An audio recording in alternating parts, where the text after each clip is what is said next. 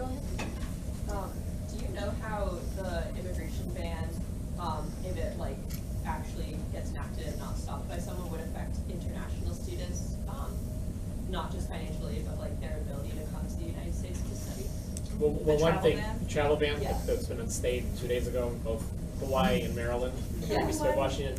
The well, one thing, if you're an international student who's here now, and then the ban was to go into place in the be actuated, and you go back to your country and you want to come back then, like if you had to go back and get a visa to come back, you would not be allowed in for that period of time. That was part of the theory. That if, so that's one. And if you were applying to have a student visa to come in, an international student from one of the 6 countries that are now part of the ban, if the ban is enacted, you wouldn't be getting a visa for this for the time period of it. So that's directly. And then it also applies to scholars. That's why Harvard and other universities, I think, filed maybe amicus briefs, were filed arguing against the ban, how it affects scholarship, affects research. I mean, now the budget that Trump's proposing yesterday wants to eliminate funding for all research anyway, even domestically. Yeah.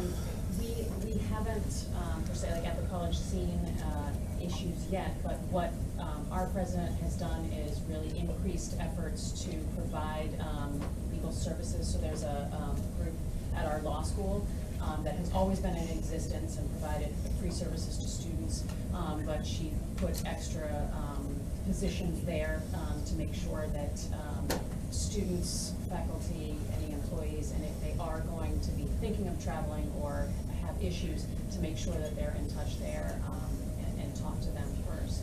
Yeah, I mean, I think that the travel ban is what gets the most press because it's the most like thing you can see. But for the most part, people who are already here are not as impacted. It's really the potential for travel or you have not yet come in. And I think something the travel ban has done is, you know, it may not be in effect, but it has created a lot of fear and anxiety. And so people that even have lawful status, green cards, even citizens, are afraid to travel right now.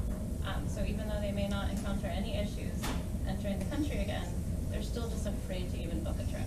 Yeah. So that, you know, there's a lot of fear and anxiety out there. And I would also say, in addition to the having conversations with Catholic Charities in Boston that does a lot of the refugee work here in the Boston area, resettling refugees, even though that part that is still, you know, part of been temporarily restrained, the question is whether, if you know it's only been temporarily restrained, whether you're actually going to do the work outside the country to bring the refugees in. So yes, refugees can enter the United States, but practically will that be happening?